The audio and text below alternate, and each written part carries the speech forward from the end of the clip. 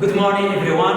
I hope you are doing well. This session for third secondary stage classes, and the title of this session is Functional Practice. During this session, we are going to discuss opinion, making objective commands, preference, agreeing versus disagreeing, asking for information, giving advice, and finally, we are going to see good and bad news expressions. Let's start with opinion. What is an opinion? An opinion simply, it's an idea, belief or judgment about something. Is what a person thinks about a certain topic or object or anything. An opinion can be true or false. An opinion is not like a fact.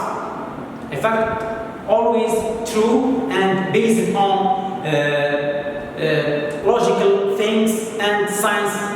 But an opinion, it's not like that. It can be true or false. Here we have some examples of expression that we can use to express our opinion.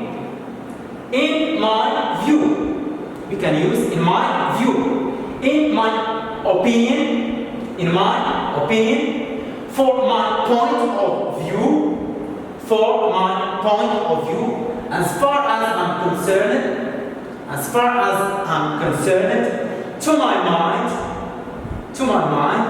the way I see it, I think, I believe that. I think and I believe that is very common in spoken English, and most people use these two expressions for opinion. Making objective commands. If we want to make an objective command, we cannot use our opinion and we cannot talk about our feelings. We just use facts and logical things. So, making objective commands is the opposite of an opinion. Preference. What is preference? Preference is the selection of one thing over another. It's the selection of one thing over another. Here we have some examples of the expressions that we can use to express our preference. The first example, I prefer reading a book, not watching a movie. So the speaker here uses I prefer, and the verb prefer comes from preference. So it is clear. If I had a chance, I would rather watch a football game, not on TV, not in the stadium. Here we have if I had a chance. If I had a choice. The next one, for me, swimming in the sea is more interesting than swimming in the swimming pool. The speaker here uses for me. For me. The last one, I would rather eat pizza than a steak. I would rather eat pizza than a steak. Here we have I would rather. I would rather. Let's move to agree versus disagree. Agreeing and disagreeing is very important in English because we use it a lot. What does it mean? Agree. Agreeing, it means to accept or to have or to share the same idea or the same point of view with another person. And disagreeing is the opposite. It means to refuse someone's idea or someone's opinion. Here we have some examples of agreeing and some examples of disagreeing expressions. Let's start with agree. Absolutely. You are totally right. Exactly. That's so true. That's for sure. You have a point there. I like this expression. You have a point there. Let's move to disagree. I don't think so. I am afraid I disagree. Not necessarily right, but, and you can add your opinion between brackets. And the last one, no way.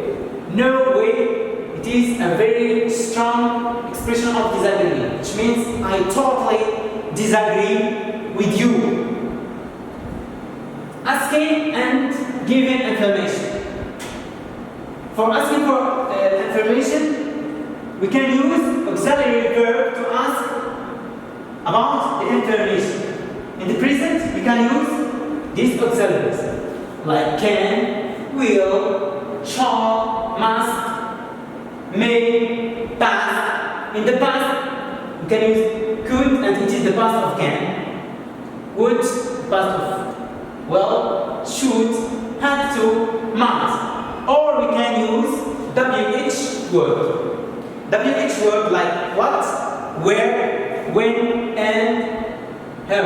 WH word are those words which start with WH. Here we have some examples. Can you show me on the map? Can you show me on the map? Here we use can for asking for information. Can. Excuse me, do you know where the police station is? Here we use where, which is WH word.